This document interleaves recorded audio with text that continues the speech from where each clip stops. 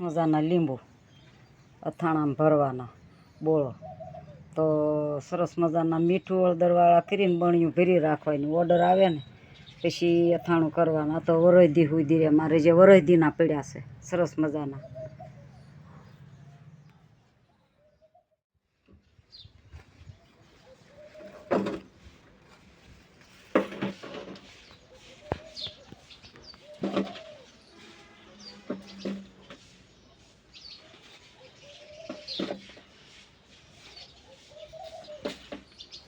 અને આપણે આ રીતે ભરવાનું.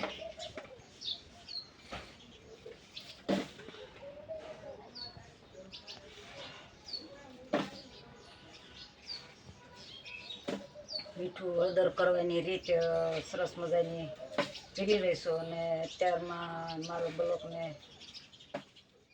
મજાના સવાધ્યા પરિવાર મને મળવા આવ્યા છે મારા ઘરે, તો મને અતિ આનંદ થયો. અને હું ગુરુમુખી છું. કાન ગુરુ તો બધાનો પણ સદગુરુ ધારણ કરેલા પૂનમ કરવા જવાની સૌ એ પહેલાં તો મને સરસ મજાના સવાધ્યા કેન્દ્ર ચલાવતી બહેનું ગુરુ ફાવ્યું છે થોડી વાર.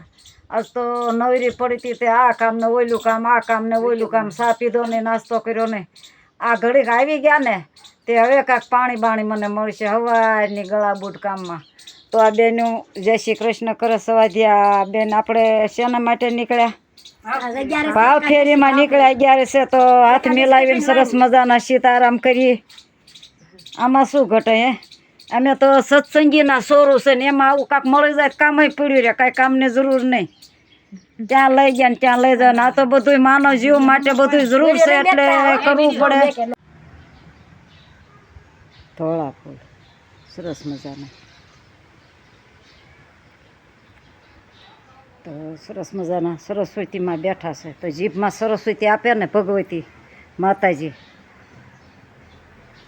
લ્યો આવો સૌ મળીએ. જય શ્રી કૃષ્ણ. તો હું શું કહું છું કે આજે દીકરીઓ સરસ મજાનું 2-3 વર્ષનું ને 5 વર્ષનું સરસ મજાનું મોળાકત રહ્યું છે.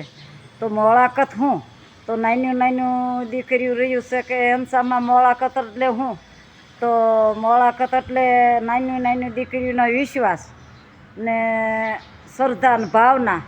જો દીકરીઓ એક સરસ મજાનું એકટાણા કરશે, અપાસ રહેશે, એની કાલી ગયેલી ભાષામાં એની ભાવના સરસ મજાની રજૂઆત કરશે ગોરમાં પાસે.